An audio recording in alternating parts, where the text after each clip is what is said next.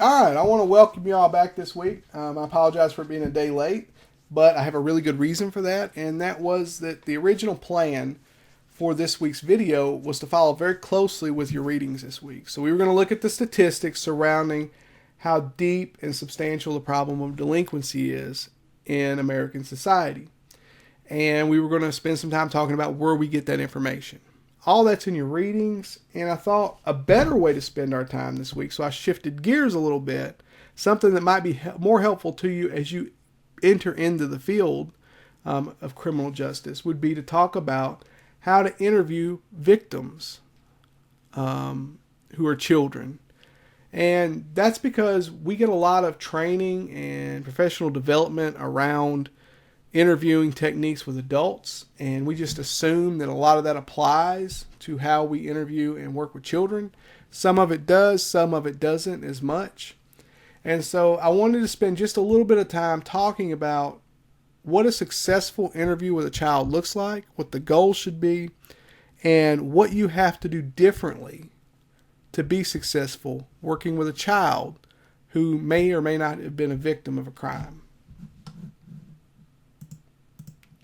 Now, some of the differences between adults and children when you're interviewing them that can change your strategy going in is that adults have a very broad vocabulary. They are very cognitive developed. They're fully functioning adults with a world of experiences. Okay, they're capable of understanding what you're talking about, understanding metaphors, thinking abstractly, all those higher forms of cognitive functioning. And so if we're dealing with an adult, we can just have a conversation with them. We can use the tools that we're traditionally used in an interview and interrogation process. With a child, that's probably not going to be the case. And that's because they're not fully formed, fully functioning adults. Especially depending on the age of the child that you're working with. They may have a limited language or an understanding of vocabulary. So depending on how young they are, they may not know what you're talking about when you use certain words, or you try to talk about certain concepts, or you try to use metaphors, because a lot of times they think in a concrete, very literal style of thinking. They haven't developed to the point where they can comprehend things the way an adult would. They don't remember things the way an adult did. They don't understand and categorize things in the way that an adult does. They're still trying to learn what this world is, what it's about. And things can be thought of as normal that aren't normal because it's what they've experienced their whole life. And so there's a whole lot of different things that impact a child's ability to converse with you and provide the information that you need to pursue your case. They can be easily misled. Children, especially young children, are often taught to please adults. Listen to your teachers, listen to your coaches, listen to adults, do what you're told, that kind of stuff. And so they oftentimes want to please an adult they see as someone in power. So you're a police officer, and you walk in the room, that child immediately may feel like they want to please you. So they want to tell you not necessarily what's the truth or what's a lie, but rather what they think you want to hear. And you can tell them what you want to hear based on how you frame your questions. You can be very suggestive in your questions and lead them to telling you things that may not be true.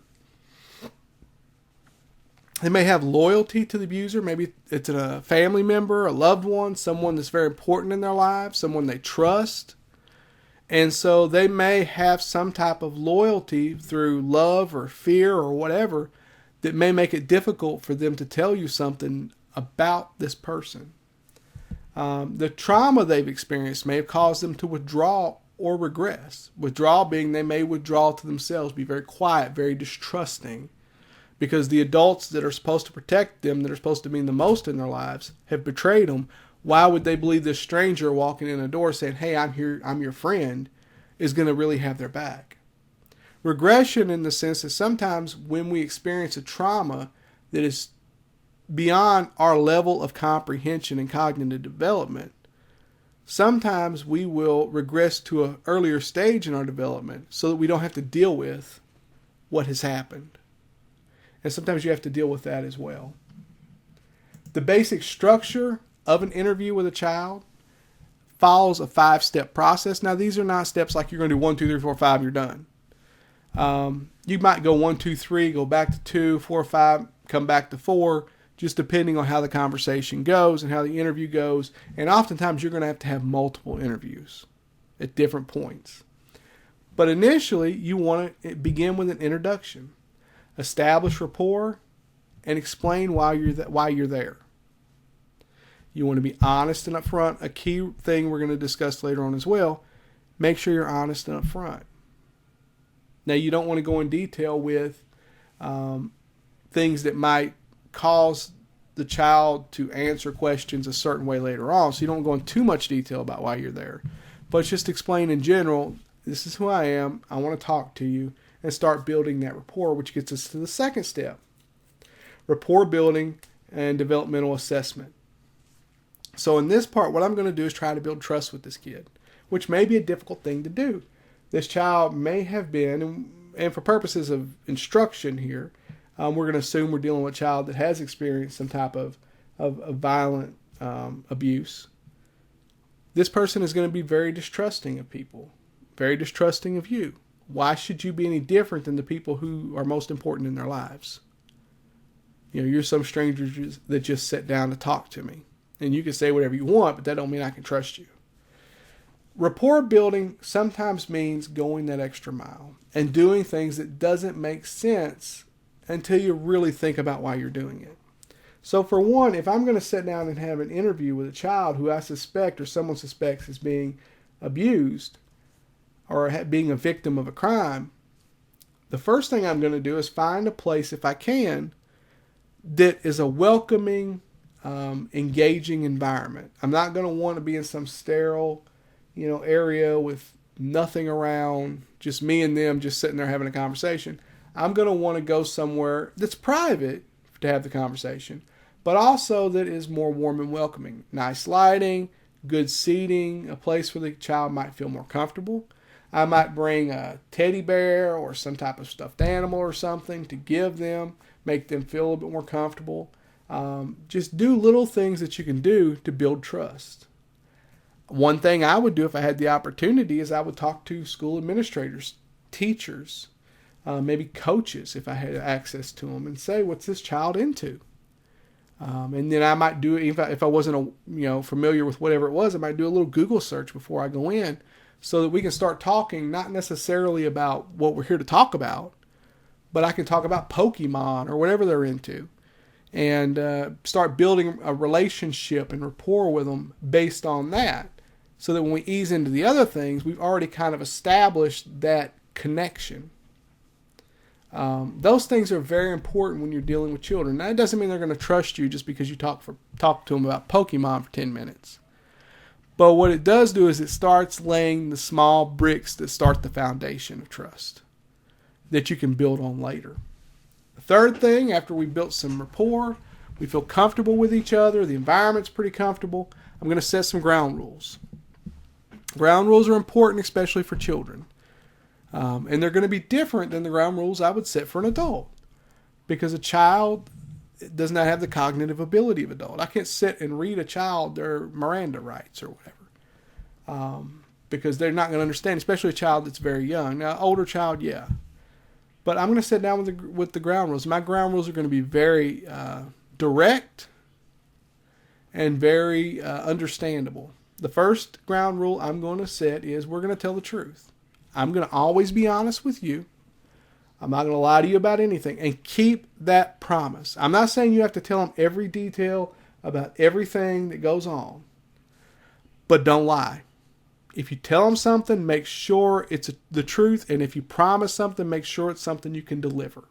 Because the first time you lie to this child, and they find out that you lied to them, or that you in some way told them something that was a half-truth, it wasn't a full truth, in their mind, they're going to go, aha, he's no different than these other people. I can't trust him either, or her.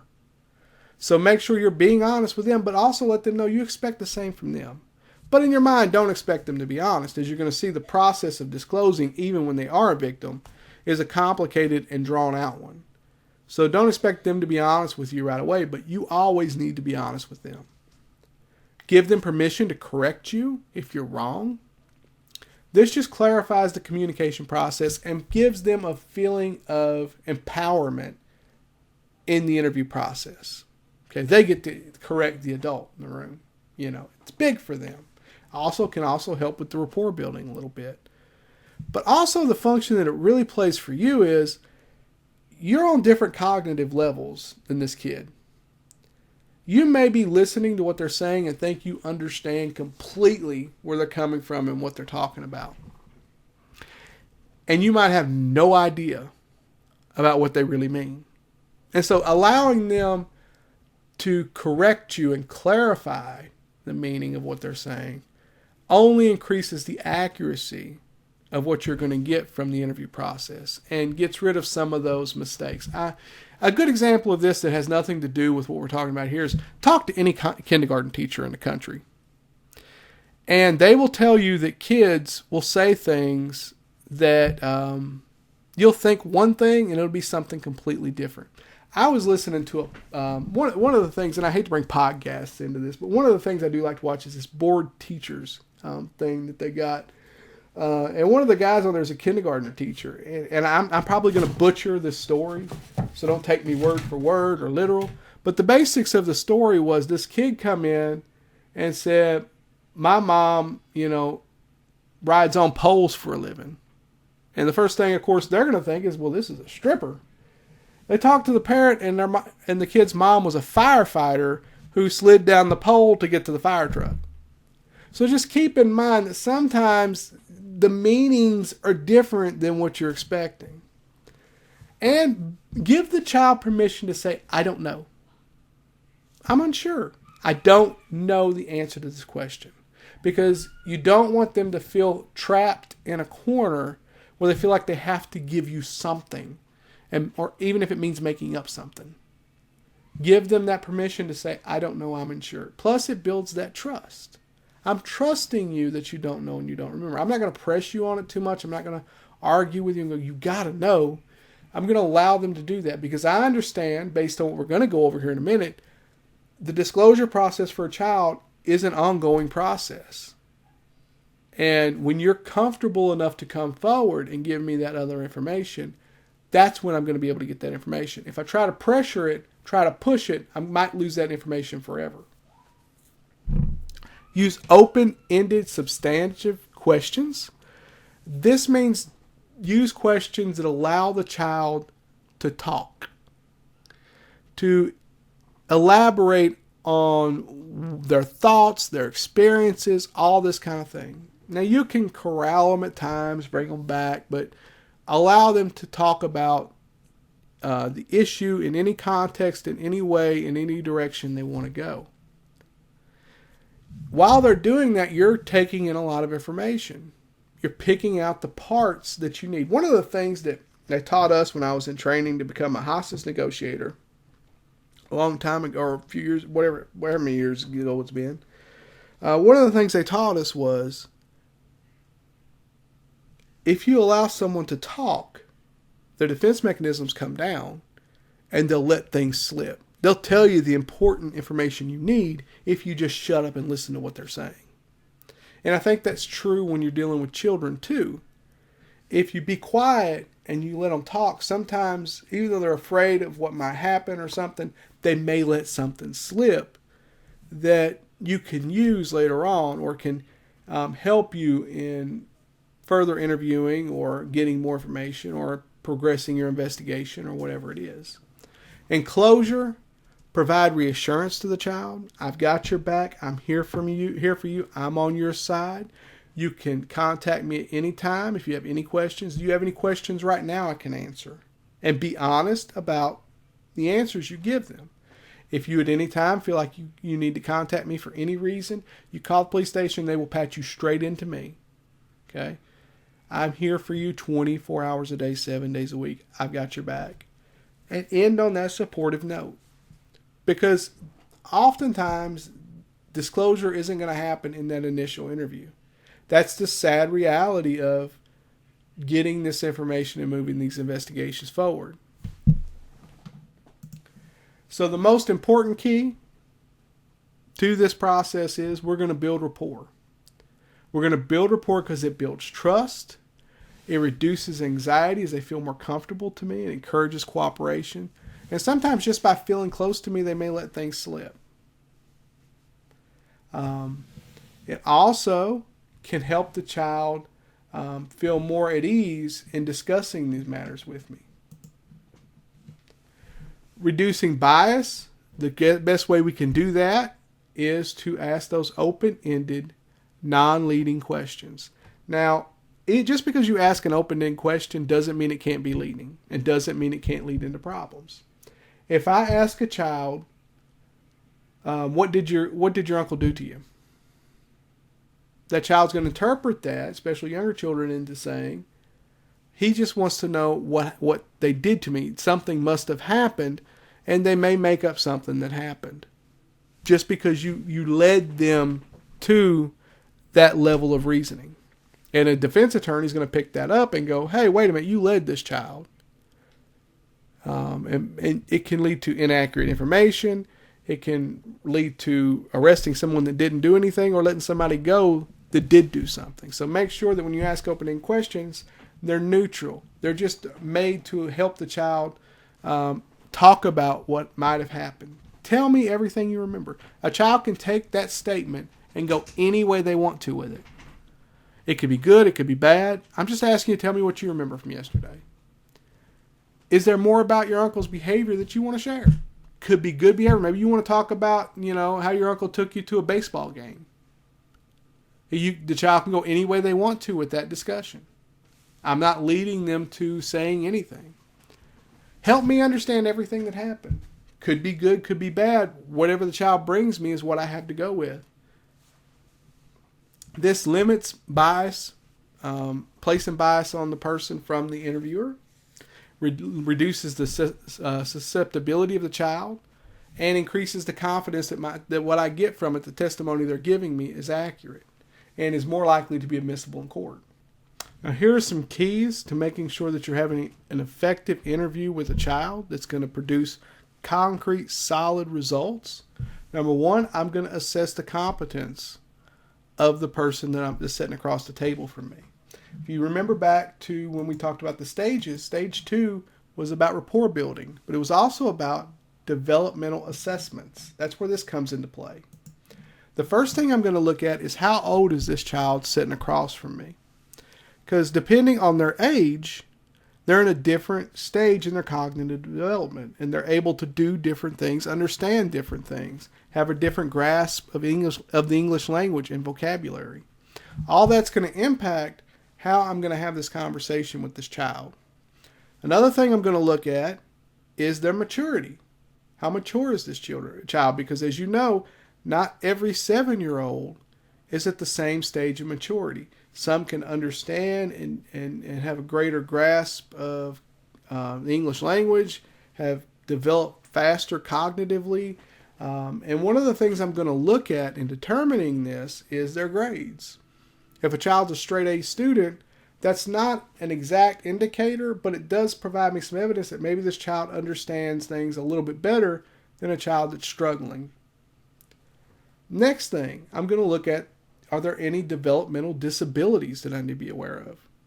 If there's a developmental disability that this child is struggling with, even though this might be a 10-year-old, I may be actually talking to cognitively a 6 or 7-year-old. And so I need to be aware of that as well, because that's going to impact the language that I use, the way I let the conversation flow, all those kinds of things. That's going to have an impact on, and I need to be aware of. I'm going to, 2, address context of disclosure. I'm going to build a timeline of events through this conversation that I'm having, ideally with this child. Now, that doesn't mean I'm going to sit there and ask this child, when, where, how, why, what were the circumstances? I need to know what happened first, second, third. The child, especially a young child, isn't going to be able to give you that. And if they could, approaching the conversation that way is going to destroy any rapport you had with the child. You're going to come off as authoritative, uncaring, not connecting with them, and it's going to shut down any hope you have of getting the disclosure should this child have been a victim of a crime. So what you're going to do instead is use those open-ended questions, let them talk, and pull from that what you need as it comes out to help start build that timeline and understand where, when, where, what circumstances, how, all those kinds of questions. Again, rapport building is very important. Be calm, patient. Don't be judgmental. They may already feel like they're at fault for whatever happened because they don't understand anything beyond the context of if something bad happened to me, it must be my fault because of their cognitive level of understanding and because that's human nature. You talk to adults who are victims of some types of crimes and they want to blame themselves as well. It's human nature. So you don't want to be judgmental on top of that. You want to be supportive. You want to be patient with them. You don't want to get aggravated because your time's valuable and you're not getting the information that you need and you feel like this is a waste of time. It's a process. And with children, it's a long process often, as we're going to talk about here in a minute. So you want to make sure you're being calm and patient and giving them that space to create that safe environment where they feel comfortable and close enough to you that they're willing to disclose, that they have that trust. Again, avoid direct and leading questions. I already talked about that at length. Use open-ended questions.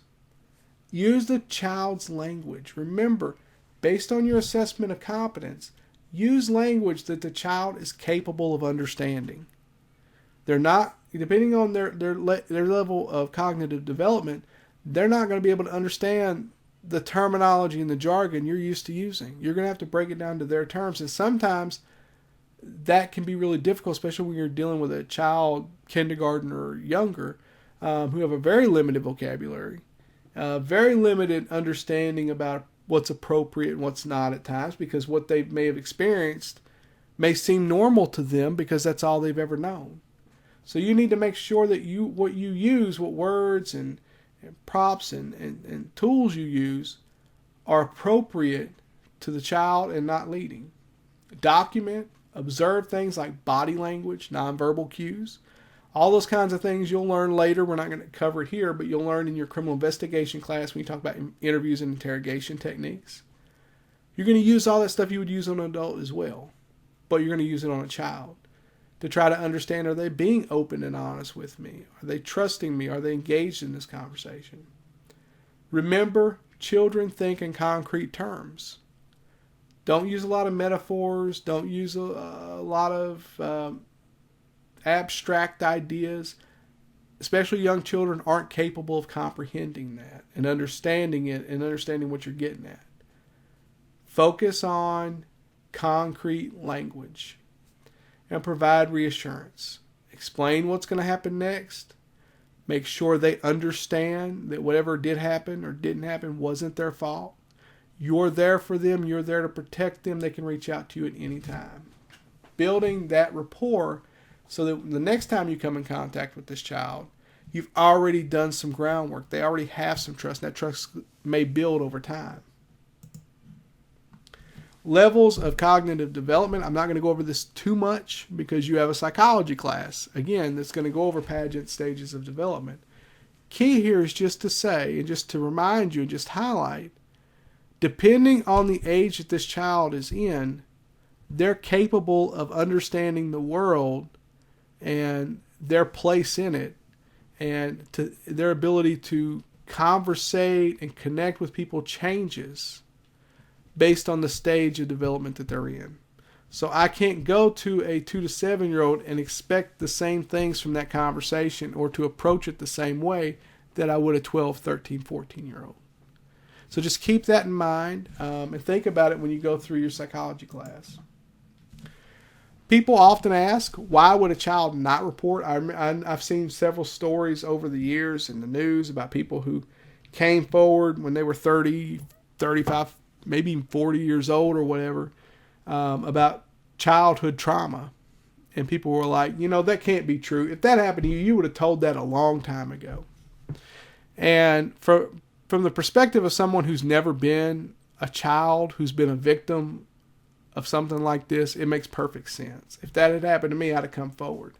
But as a child who would have experienced it, That's a different world.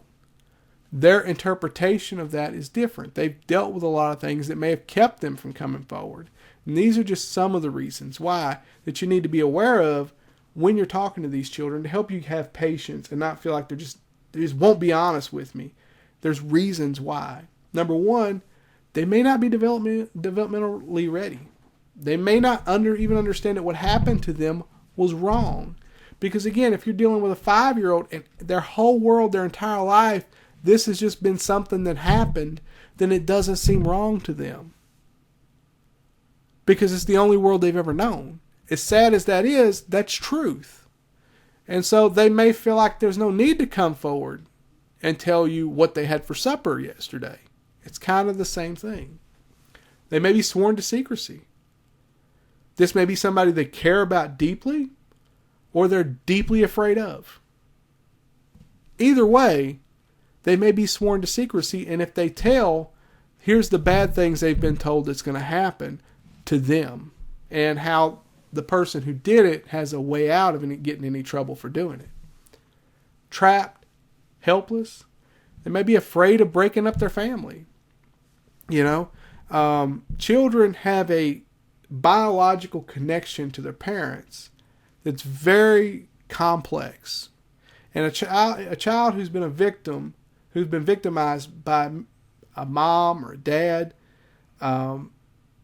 they're still going to have that love and connection to that parent. And they're still going to be on a certain level that desire to protect them. Or they may have siblings that they're afraid of. What's going to happen to my siblings if I come forward? So there may be a trapped feeling to that. Afraid to upset the family, fear that if I say this, people are going to blame me in the family. People are going to say, this person would never have done that. You're just lying. Fears no one will believe. She'd never do that. Nobody would ever do that. Threats. Again, I might be afraid of what you threatened me would happen if I tell. Maybe the child's been told, I'm going to kill your sibling or your mother or someone else, or I'm going to kill you if you come forward. And one of the big reasons is they may feel responsible for what happened. They may feel a lot of guilt and shame and be afraid that they're going to be punished because they honestly feel like it's their fault, which seems crazy to some people, but it's something we see even in adults. A lot of adults who are victimized in certain ways will feel this guilt, shame like it's their fault, even though it's not. They were the victim. For a child, this is even more complex because depending on the stage of cognitive development, early on in a child's life, they see things, again, very concretely. And they see things as though, from the perspective of, if something's bad is happening to me, it must be because I did something bad for it to happen. I must have played a role in it. And people who victimize children will play on these emotions and use them to keep the child silent. So the child may not feel comfortable coming forward to you even after you've built rapport for a while because they may be afraid that it may impact how you see them. So for right now, they feel like you're a friend, there's someone they can trust. But if they tell you this horrible thing, that you're going to turn and blame them for it because they already feel responsible and guilt about it. And sometimes it takes a long time to get them to understand. And as you're going to see in the cycle, sometimes even when they let something slip or they test the waters with a little bit of information, they're doing it so that they can see how you react to see if you're going to come back at them and reinforce that guilt and shame. Oftentimes, disclosure of major victimization takes a long time. When children do disclose, it often takes them a long time to do so. Elliot Breer found that 75% of children in substantiated cases had delayed over a year before telling anyone, before hinting to anyone that anything had happened, because of the reasons we already discussed and a whole lot more. So understanding the stages that a child goes through in actually disclosing abuse, the first thing we often see is complete denial. Nothing happened. There was no abuse. Nobody did anything. Leave me alone. Oftentimes, if it's true that if it's not true and something did happen, oftentimes the reason that they deny is they don't trust anybody. They feel loyal to the person. They may be afraid to come forward. They may not even understand what happened was wrong. And for all the reasons we already talked about, the first initial reaction is usually complete and total denial. Anything happened. The next step, as they move closer to disclosing, is what we call tentative disclosure. This is what I was talking about just a few minutes ago. They will hint about vague, partial information to try to throw it out there and see how you react to that information. They're testing the waters, so to speak, to see if they're believed, to see if it comes back and you blame them, to see what's going to happen if they give you a little bit of information. The next step is active disclosure. They'll get clear. They've seen that you're not going to blame them. They've seen that you're going to be supportive, that nothing bad has occurred because they threw out these little bits of information. And so they slowly start providing more information, a more clear picture of what happened. Still may be fragmented. They still may not be given everything, but the picture starts to get a little clearer. Oftentimes at this point, they get scared. And they're like, oh no, I've said too much. Now all the bad things that I've been warned about by the person that's victimizing me for so long is going to happen. Now all of a sudden this person that I've built rapport with is going to start turning on me. Oh my goodness, what have I done? And so oftentimes what they do is they recant their initial disclosure. And they'll say, look, I didn't tell you the truth. I lied. I got scared. I told you what I wanted you to know, and it's just not true. And sometimes the sad part is that that the family kind of puts pressure on them to do that and increases that fear. After a while, though, as they start feeling more comfortable and they don't see the negative consequences that they thought were going to come, they will come back and reaffirm those allegations and tell you, these things really happened. I was afraid. I didn't want to come forward, but yeah, here it is. And then that's when we can move into access to counseling, advocacy, getting them treatment, getting them in a safe place, maybe prosecuting the case, those kinds of things. They'll start out in denial. They may go and actively disclose, recant. They may come back and reaffirm, but then they may go back into recanting. They may go back and take some of that back, get afraid again. So the important thing is that you stay their partner and on their side throughout the entire process, so that no matter where they're at, no matter what they're giving you, you're there and they can trust you and believe in you, and you're going to be there and be there throughout the entire process. The key to all this, and I can't state this with any more emphasis than I am right now, and what I want to leave you all on, is honesty builds trust. These children if they have been victimized, have been lied to by people who mean the world to them, by the people who are meant to protect them and take care of them. As you've gone through this interview process and you've talked to them many times and you've walked them through many steps and they finally walked their way through the entire process of disclosing and all that comes with it, don't drop them. Don't be the next adult in their life that kicks them to the curb. You be there for them, you reassure them, you stand by them, you protect them, you work with them through the entire investigative process, in court, all the way through all the phases. You be their constant reminder that there's adults out there they can trust, because you are representing everybody that's going to come after you. All the counselors, maybe foster homes, everybody that comes after you. You are kind of the standard bearer for, because you're the first adult that they felt close enough to make this disclosure and trust to protect them. If you drop the ball now, why do they have any reason to trust the next person down the line who comes in and says, look, I'm a counselor, I'm here to help you. Or look, I'm going to be your foster parent, I'm here to protect you. Why are they going to believe them when you, on top of everybody else, kicked them to the curb? Don't be that person. So with that, that's really all I've got today. I just wanted to do a short video. There's more to this. It's more detailed, but this is a first pass. This is something that will hopefully help you if you ever find yourself in a situation where you are investigating a potential child victimization case.